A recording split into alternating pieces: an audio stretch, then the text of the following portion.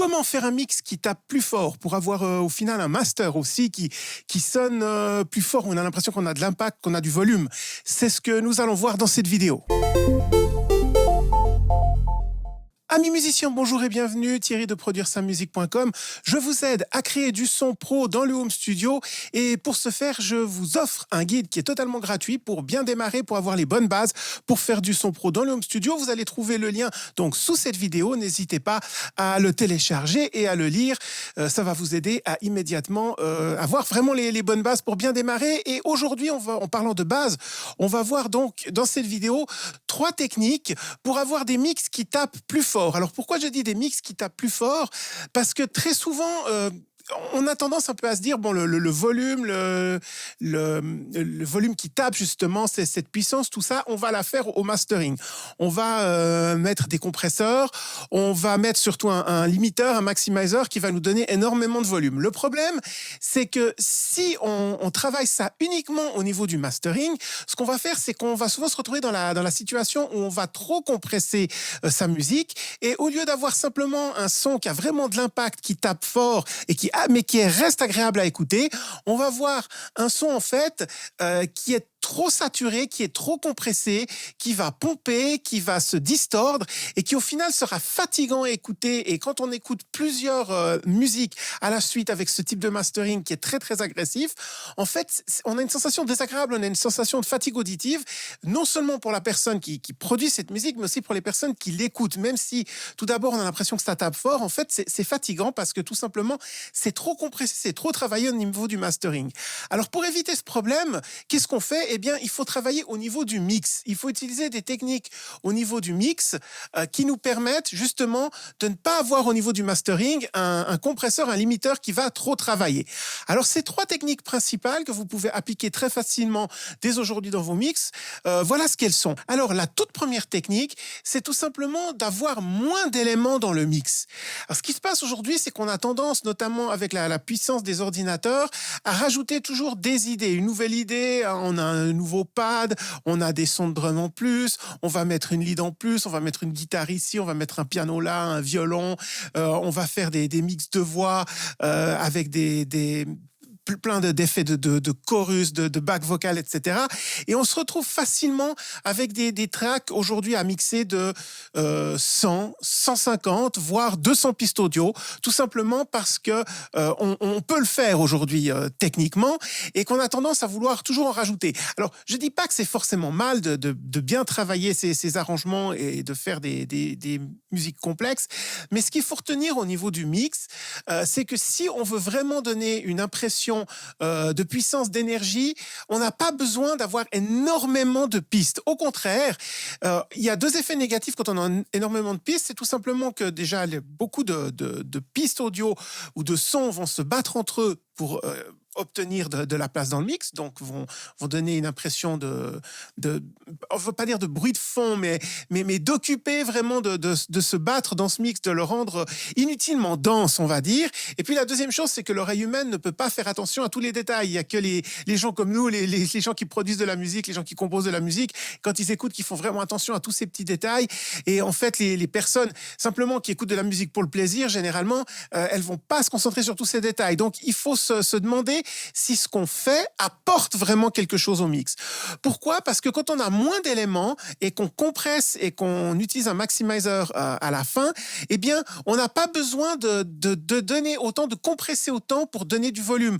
Vous pouvez faire le test, par exemple, si vous mettez un maximizer sur quelque chose de très simple, par exemple, piano-voix, avec peut-être juste une batterie derrière, une petite percussion derrière, ou alors un mix complet avec une dizaine de synthés, plus une quinzaine de pistes de drums, etc., plus des stacks de voix partout, eh bien, vous allez voir que même avec moins de compression, on a un rendu, on a une perception du volume qui est beaucoup plus fort sur la piste où on a moins d'instruments. Donc, ça, c'est quelque chose que vous pouvez tester vous-même.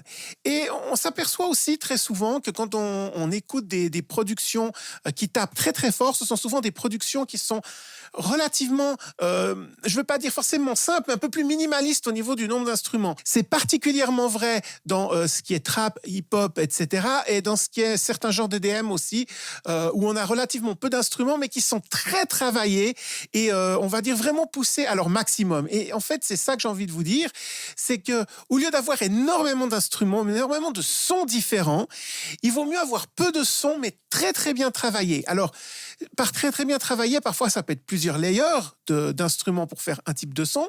Ça peut être vraiment des bons effets, équalisation, reverb, delay et autres effets dessus, pour faire qu'un seul son ou un type de son, si vous utilisez des layers, prenne vraiment beaucoup d'espace sonore. Si je tape pas le micro, ça ira mieux. Prennent vraiment beaucoup d'espace sonore et vous permettent justement de remplir cet espace et de donner une sensation d'impact et de présence, mais avec peu de son. Et ce qu'il faut faire attention également, c'est que chaque son doit avoir une utilité, d'avoir son rôle dans le mix. Si vous ajoutez juste un son pour ajouter un son, vous allez en fait de nouveau de rendre un mix inutilement dense. Alors la meilleure technique dans ces cas-là, c'est une fois quand vous composez, à la limite, vous n'êtes pas obligé de trop réfléchir. Vous pouvez le dire, ah là, je vais mettre ce son-là, il n'y a pas de problème. Mais quand vous mixez, posez-vous bien la question, est-ce que ce son apporte quelque chose ? Est-ce qu'il donne du groove ? Est-ce qu'il permet d'écouter dans quelle gamme on est ? Est-ce qu'il permet de soutenir, par exemple, la voix, etc. Il y a des questions comme ça à se poser quand on mixe. Et le meilleur moyen de le faire, c'est tout simplement fermer les yeux, mutez votre son, démutez votre son plusieurs fois de suite et écoutez vraiment si ça apporte quelque chose. Dites-vous, est-ce que là, je ressens quelque chose ? Est-ce que ça m'apporte quelque chose ? Est-ce que dans mon mix, si j'enlève ce son, si je mute ce son, est-ce que ça va changer quelque chose au niveau de la perception ? Et parfois, on s'aperçoit tout simplement qu'on a des sons, même quand on les mute, on n'est pas sûr de la voix mutée parce qu'on ne l'entend pas finalement. On le remet et on ne sait pas s'il est là. Tout simplement parce que il n'a pas vraiment un rôle. On l'a apporté parce qu'on trouvait son cool, etc., qu'on avait une bonne idée. Mais quand on est dans le mix, quand on est vraiment dans le cœur du travail du mix, on s'aperçoit en fait que ce son n'apporte pas quelque chose. Et dans ces cas-là, il vaut mieux tout simplement les éliminer. C'est un peu difficile quand on est producteur parce qu'on s'est dit, j'ai trouvé une chouette idée, je l'élimine. Ça peut nous faire mal. C'est peut-être une question d'ego, une question d'artistique, d'ego artistique. Mais n'hésitez pas, s'il y a un son qui ne vous paraît pas apporter quelque chose au mix, éliminez-le, quitte à le réutiliser dans une autre production. D'ailleurs, c'est absolument pas une question que le son ait été mal fait. Mais des fois, on a trop de choses et revenir à quelque chose de plus simple, de plus basique, permet justement après d'avoir un mix qui est moins dense et donc qui va avoir plus d'impact au mastering. La deuxième technique, c'est de faire très attention à votre low-end, notamment à vos subs, parce que les subs vont prendre énormément d'énergie dans le mix. Et même si on ne les perçoit pas beaucoup à l'oreille humaine, le compresseur, lui, il va le percevoir, votre maximizer, et donc il va se mettre à réagir très vite par rapport à ses subs, alors que le reste du mix, lui, n'aura pas dépassé votre niveau de threshold, il ne va pas faire réagir le maximizer, mais il va réagir uniquement sur les basses. Alors bien sûr, selon les genres, vous voulez beaucoup de basses, ça c'est évident, et je ne vous dis pas qu'il faut couper et filtrer les basses. Par contre, ce qu'il faut faire très attention, c'est à ne pas additionner les basses et notamment les subs, c'est-à-dire tout ce qui se trouve en dessous de... déjà, tout ce qui se trouve aux alentours des 50 Hz, là, qui va faire vraiment taper votre mix et bourdonner votre mix, et puis ce qui se trouve entre 50 et 100 Hz. Généralement, en dessous de 100 Hz, dans la plupart des genres modernes, vous allez avoir le kick et la basse. Si vous avez d'autres choses, ça va être problématique parce que ça va additionner en plus. Donc, vous pouvez filtrer les autres instruments, ça c'est une chose, mais même si vous avez seulement votre kick et votre basse, et ils vont encore utiliser énormément de place. Donc, comment est-ce qu'on peut travailler ça ?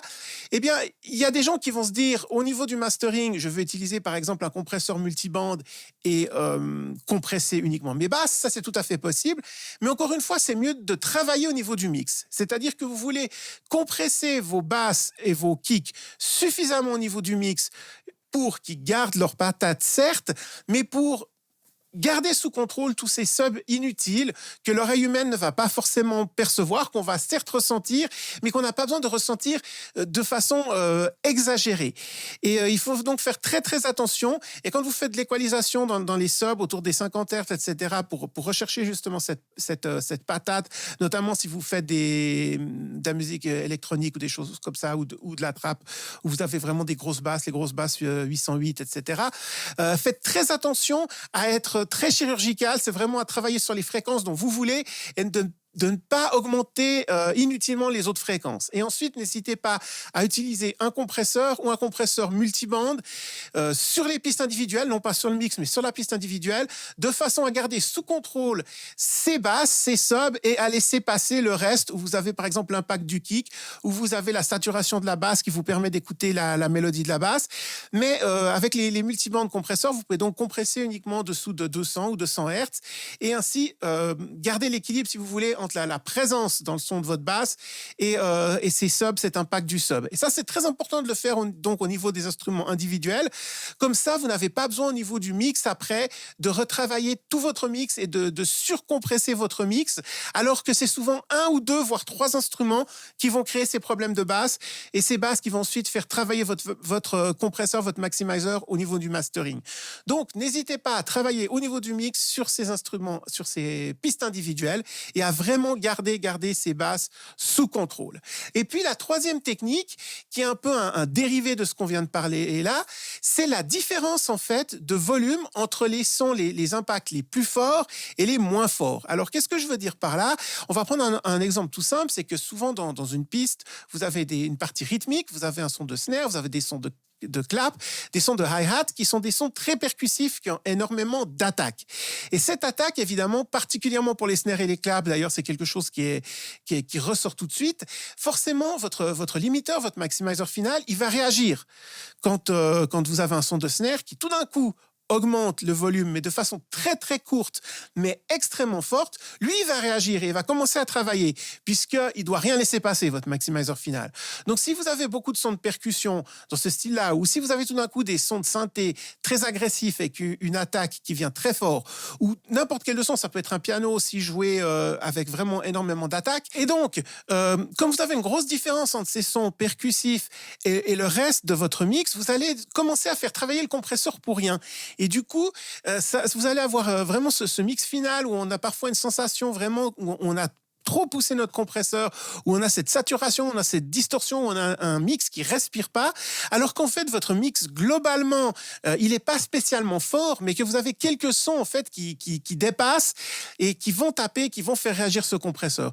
Donc là aussi, la technique, c'est de travailler au niveau du mix, toujours, de repérer ces instruments ou ces sons qui vont faire réagir votre compresseur et d'utiliser de la compression et des limiteurs au niveau du mix sur les pistes individuelles pour réduire cet impact. Alors, par exemple, si vous avez un son de snare, parfois c'est un peu difficile de trop limiter votre snare parce que vous allez perdre cette attaque, cette transient, mais il faut trouver justement le sweet spot, hein, vraiment l'endroit sensible où on peut commencer à limiter notre snare de façon à couper ces crêtes qui vont dépasser, voilà, ces petites crêtes qui vont dépasser et qui vont ensuite faire réagir notre limiteur global. Donc, il vaut mieux avoir de la compression et un peu de limiteur sur nos pistes individuelles de façon à pas trop détruire le son, à garder son impact, mais à limiter ces crêtes qui vont, comme je disais avant, qui vont vraiment faire réagir votre limiteur. C'est vrai aussi pour les autres instruments. Vous pouvez aussi avoir un son de basse, par exemple, des sons de cordes de basse.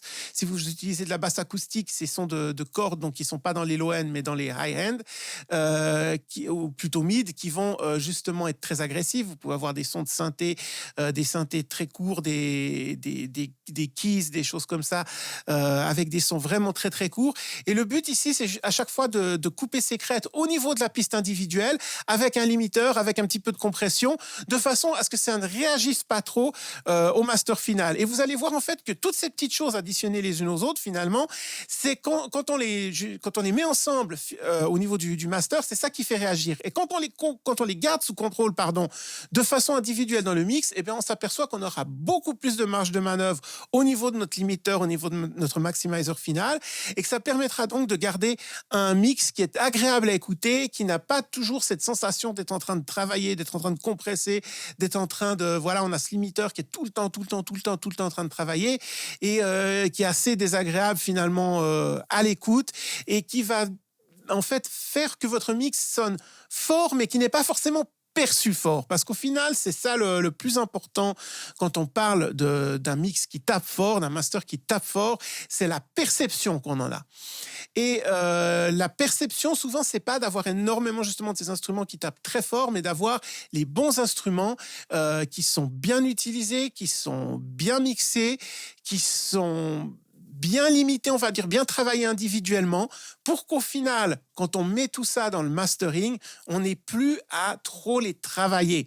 Le travail de mastering, on y reviendra dans d'autres vidéos, normalement, c'est une étape où tout est fait de façon subtile. Au niveau du mix, on peut se permettre d'avoir de la grosse équalisation, d'avoir de la compression qui tape, d'avoir des choses comme ça plus extrêmes si ça apporte quelque chose au mix. Au niveau du master, généralement, on veut être subtil. C'est 1 ou 2 dB d'équalisation. C'est également 1 ou 2 dB de compression. C'est pas des limiteurs qui tout d'un coup vont faire du -5, -6 dB ou de la compression qui devrait vraiment énormément s'entendre au niveau du master. Et pour éviter ça, justement, il faut que ce soit bien fait au niveau du mix. Parce que plus votre master sera subtil, déjà, ça veut dire que votre mix était bien fait. Et ensuite, ce sera tout simplement beaucoup, beaucoup plus agréable à l'écoute. Non seulement pour vous quand vous travaillez, vous aurez moins de fatigue auditive, mais également pour les personnes qui vont écouter votre musique, ce sera beaucoup plus agréable et ils n'auront pas cette impression de saturation et de fatigue quand ils vont écouter vos productions. Voilà, j'espère que ces conseils vous auront été utiles. Si vous avez des questions sur ce dont on a parlé ou si vous avez d'autres questions sur le mastering, sur les limiteurs, etc., n'hésitez pas à les laisser en commentaire. J'en tiens compte pour une prochaine vidéo. Et je vous souhaite tout simplement de bien travailler vos mix, de bien travailler ces compressions, ces pistes individuelles, toutes ces choses-là, et d'arriver à faire des masters qui ont de la patate, mais qui ne fatiguent pas l'écoute. Voilà, c'était un peu le but de cette vidéo. Et puis, j'espère vous retrouver très bientôt pour d'autres techniques et d'autres astuces dans le mix. Et en attendant, je vous dis tout simplement bye bye.